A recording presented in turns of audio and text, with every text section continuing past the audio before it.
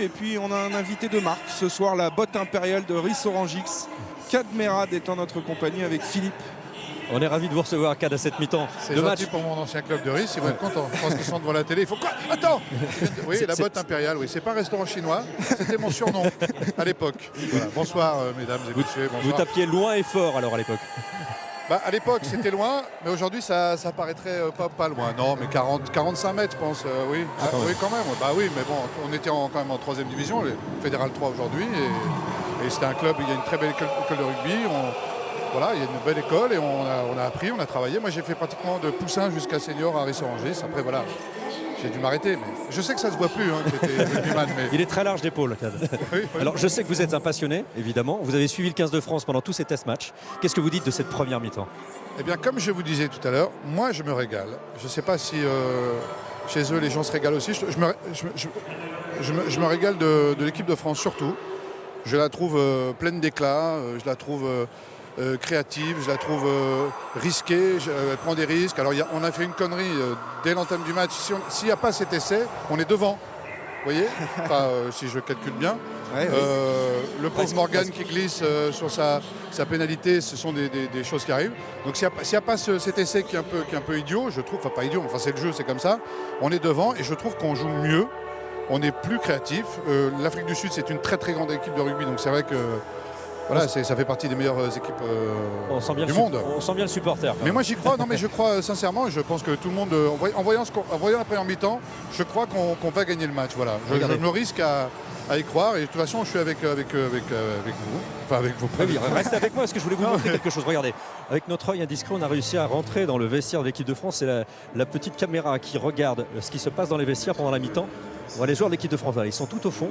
Oui. Qu'est-ce que vous diriez, vous, en tant qu'entraîneur de l'équipe de France, si vous aviez la chance de l'être? Moi, connaissant maintenant un peu Philippe Saint-André, je pense qu'il a les mots pour leur dire de continuer sur cette lancée, c'est-à-dire de ne pas être impressionné et de continuer quand on voit les faux follets comme Dulin ou Fofana, quand on voit ces joueurs-là qui sont capables de percer, de trouer cette défense qui paraît comme ça infranchissable, je leur dirais continuez comme ça, continuez devant comme ça. Devant, il y a une très belle défense, devant, il y a un très bon pack. On a fait 2 conneries derrière, mais les arrières sont là aussi. Voilà. Philippe, oui, qu'est-ce qu'il y a? Kad Merad était quand même un spécialiste du doublage à la grande époque de KDO sur France 2. Est-ce qu'il ne pourrait pas nous faire un petit doublage de ce qui se passe là justement avec Philippe Saint-André Si on voit l'image, si on lui revoit l'image. Non, j'aimerais bien, non, mais je veux bien vous parler de rugby, tout ça. Non mais alors attendez, à ce moment-là. Salut mes parents, parce que mon père doit regarder ce soir le match. Regardons aussi ce qui se passe dans le vestiaire des Sud-Africains. Oui, alors qu'est-ce qui se passe? Parce que là, dans le vestiaire des Sud-Africains, je suppose qu'on s'est là, mis en là, il y a moyen de doubler là. On s'est mis en ligne droite. Allez, en Afrikaners. Alors, doublage en Afrikaners. c'est pas facile en Afrikaners, vous savez. Vous n'avez pas travaillé votre Afrikaner?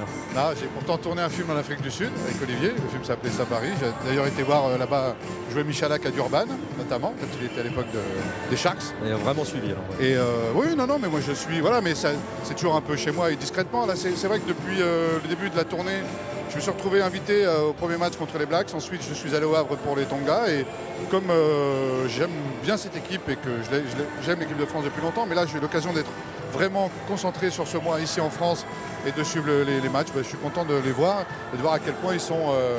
Ils me plaisent, quoi. C'est plein d'éclats, non? Je ne sais pas si vous êtes d'accord. Ah, moi, je suis complètement d'accord avec vous. Mais je vous propose une chose. J'espère qu'on va vous revoir pendant le tournoi avec nous. J'en discutais avec les joueurs aussi quand on parlait du Havre. Ils m'ont proposé de venir, si je suis dans les parages, je vous promets que je serai avec vous. Voilà. Avec grand plaisir. Avec grand plaisir. Et pour Stade 2, ça sera, j'espère bientôt. Voilà. Merci voilà, d'avoir été avec nous. Allez Fabien, courage. Il y a Philippe Saint-André qui arrive, Philippe, ouais. donc vous pouvez l'intercepter dès que vous le voyez. Je vais aller le voir. Il y a travail. Il faut bosser.